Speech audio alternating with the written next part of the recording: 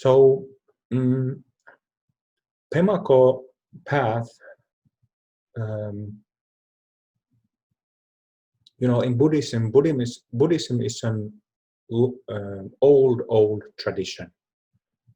In the form that it's established now, started about 2,500 years ago. But there has been different kinds of Buddhisms before that. But at this present age, about 2,500 years. And during this time, Buddhism started in northern India, and little by little, over centuries, it spread to other areas, different countries, to southern India, to Sri Lanka, to different countries on the eastern side of India, where classic Buddhism or Theravada Hinayana Buddhism was established. And then several centuries after Gautama Buddha, the founder of Buddhism, had passed away, this so-called Mahayana or Great Vehicle Buddhism started developing. And this Mahayana Buddhism spread to China, to Tibet, to Korea, to Japan, Mongolia, I think also during that time. So already in, let's say, 700-800 years from the beginning of Buddhism, started by Gautama Buddha, the Buddhist teachings had developed and spread to a quite large area in Asia, all over Asia, basically.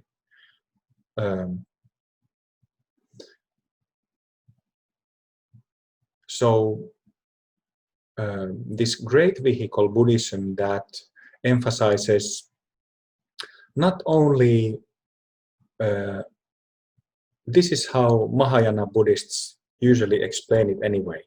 So if somebody here regards highly Theravada or Hinayana Buddhism, I don't mean to cause any conflict, but this is how usually Mahayana Buddhists explain this, that,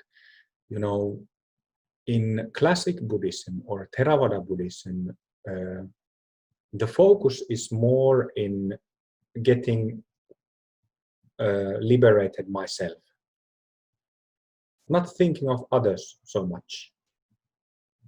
Maybe, wishing good for all people, but not taking it so seriously. Main focus is getting myself out of this mess. But then what Mahayana Buddhism means, what we are doing, is that we practice so that we can attain Buddhahood that is already in us, for the sake of all sentient beings. Not only for ourselves alone, not only thinking in terms of being an individual, but seeking to know ourselves thoroughly, that is, becoming Buddhas for the sake of all sentient beings caught in samsara, caught in confusion, caught by confusion. So that's the,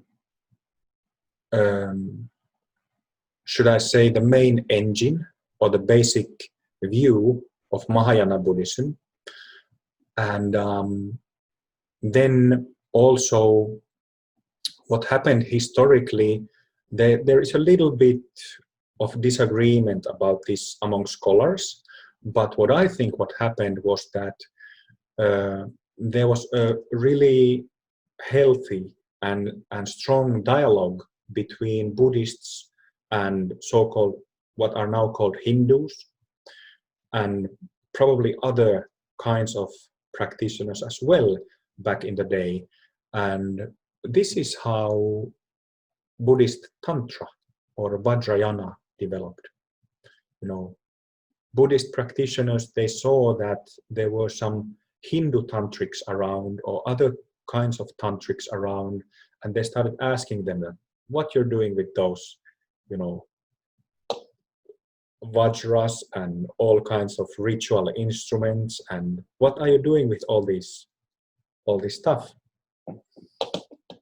So Buddhists already had the view of selflessness or not no self, and so they had that view of wisdom combined with compassion, which is the part that considers all sentient beings rather than myself alone. So Buddhists already had that down, Mahayana Buddhists. But then I think what happened was that they started practicing some deity practices, mantras, breathing practices, visualizations. And because they did that, they were able to perceive their subtle body. Their subtle body made of channels, centers, aura, nadis, chakras, energy field. And this is how Buddhist Tantra developed out of Hindu Tantra. So I think that, you know, Buddhism and Buddhist Tantra specifically owns a lot to its big brother or elder sibling, Hinduism. So, thank you.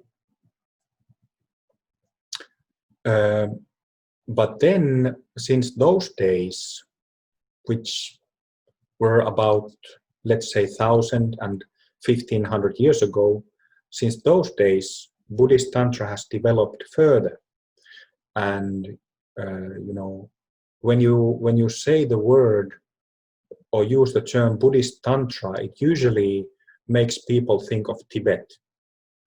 There's Buddhist Tantra actually everywhere in Asia, everywhere, literally. But Tibet is the place where it was guarded inside that country for about 1,000 years, so that it was some kind of a closed container. So if there was a threat to Buddhism inside those borders, it could be easily removed. Or if there was a threat to Buddhist Dharma from outside the borders of Tibet, it could also be that threat could be removed. And you know, if you read the history of Tibetan Buddhism, you can see that a lot of unhealthy, you know, warlike situations have taken place because of this process, and there has been a lot of unhealthy politics and so on happening.